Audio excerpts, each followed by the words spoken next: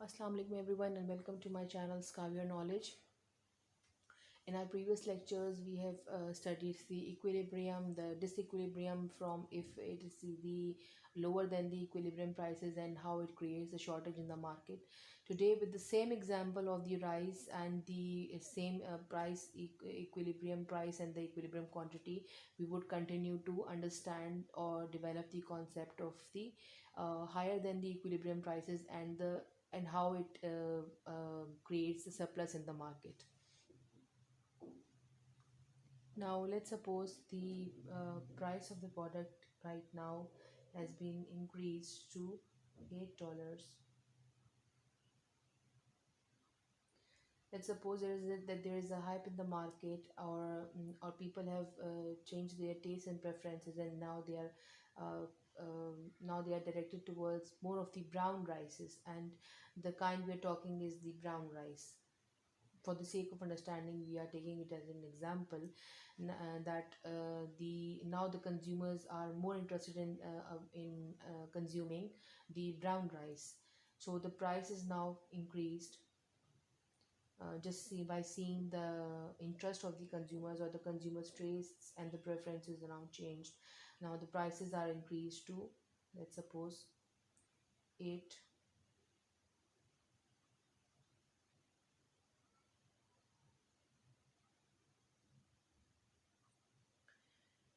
Now this is my P2 to 8 units per kg of the rice. So this graph is self-explanatory. You can see that now that at the supply curve, now consumers are sorry the suppliers are willing to supply 400 kgs in the market, and just see the graph at this price consumers are interested or willing to buy 200 kgs. Again, I would quote it that we are talking about the aggregate market and of the whole market, supplier market and the buyer market. So in the whole market, now the consumer, the total supply, the quantity supplied needed would be that would be brought in the market would be 400 kgs, and now the quantity demanded of the whole buyer side would be 200 kgs right now. Now as you can see that QS is at this stage when the prices are higher than the equilibrium. Now QS is greater than the QD. QS is 400. Now QS is greater than QD. QS is 400 kg, whereas my QD is 200 kg, and there is a difference of 2 kg, which is the surplus. So higher than the equilibrium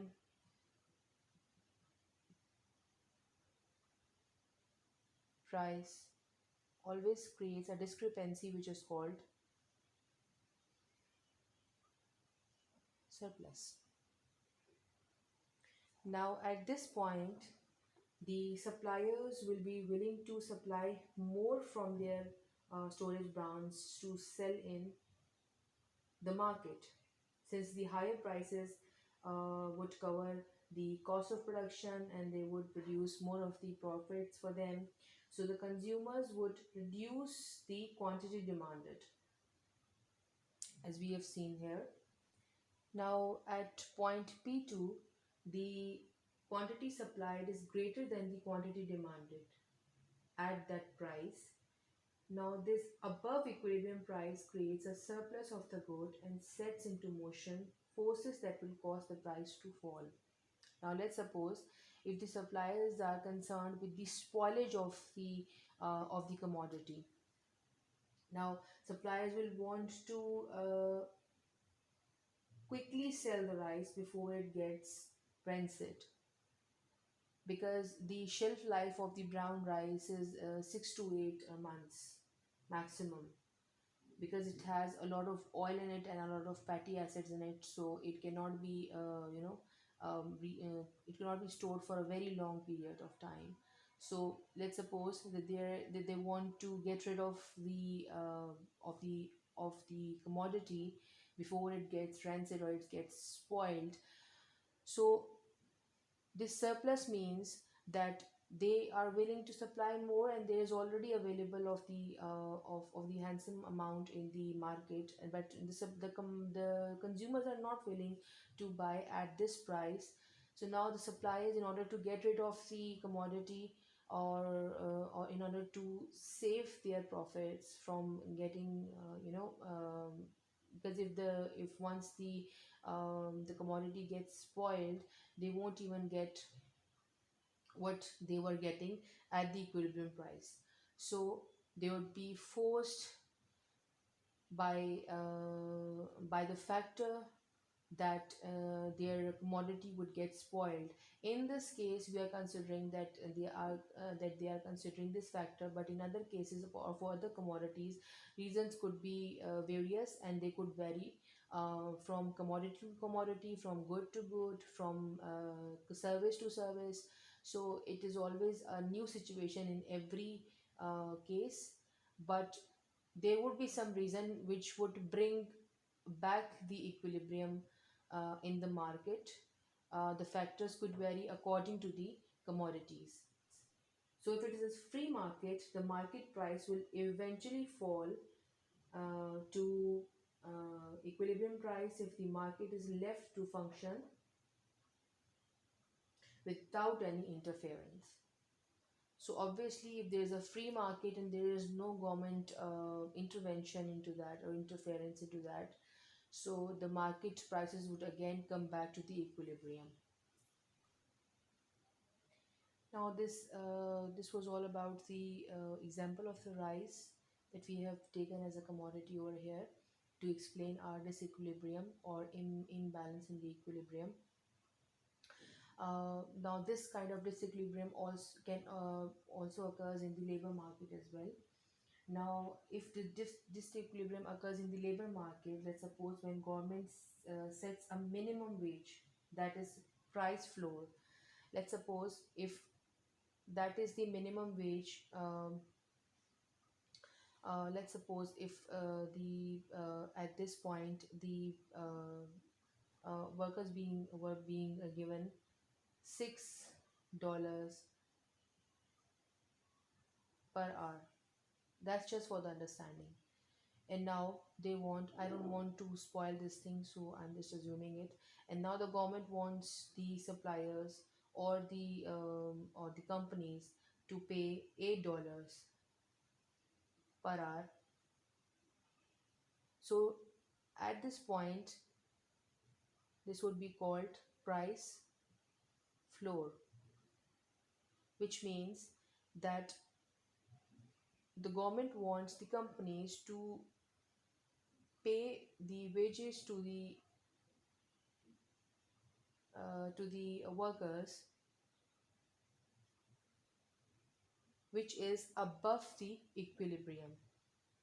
And whenever it is above the equilibrium, it is called a price floor, which means that they cannot go beyond that. They cannot lower the price than this set price, which is price floor.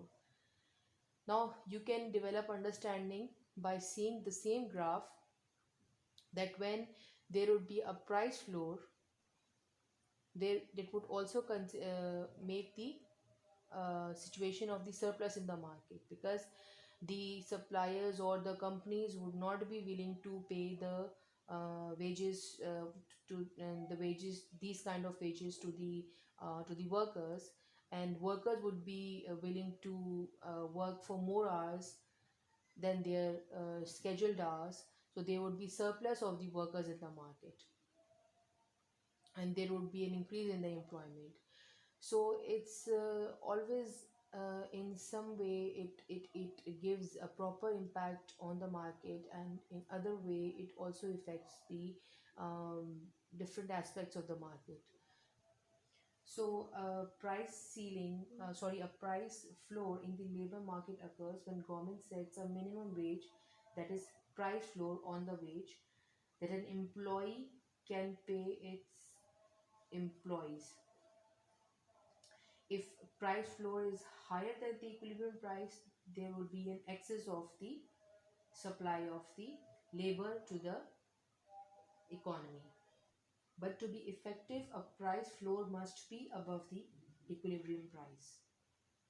Because if they would set any price below than that, it is not going to give any kind of a benefit to the normal labor, and this kind of action is being taken by the government to incentivize the labor workforce, to incentivize the workforce, which is being neglected at many areas and at many organizations.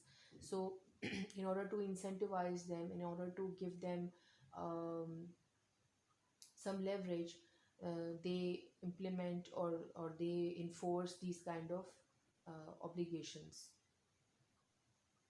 So, the price floor is a legal barrier that holds the price above the equilibrium price.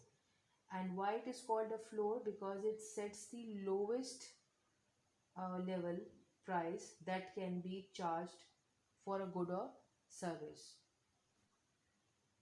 So that's all for today. I hope you've got the maximum understanding of the surplus, and through my previous videos also you've got the understanding of the equilibrium, and again the shortages, and today the surplus. Um, we would continue talking about the equilibrium in our further lectures as well, but for now, um, that's it. And keep practicing at home. And if you have any kind of queries, you can always ask me in the comments below. Please do subscribe to my channel, and if you have any questions, if you have, and if you like my video, do let me know in the comments. Your appreciation means a lot to me. It really motivates me, and it makes me to and it gives me the kind of energy to make more of the videos like this. So stay tuned with us, and please subscribe to my channel and press the bell icon also, so that you get notified every time we make or we upload further videos. Thank you so much.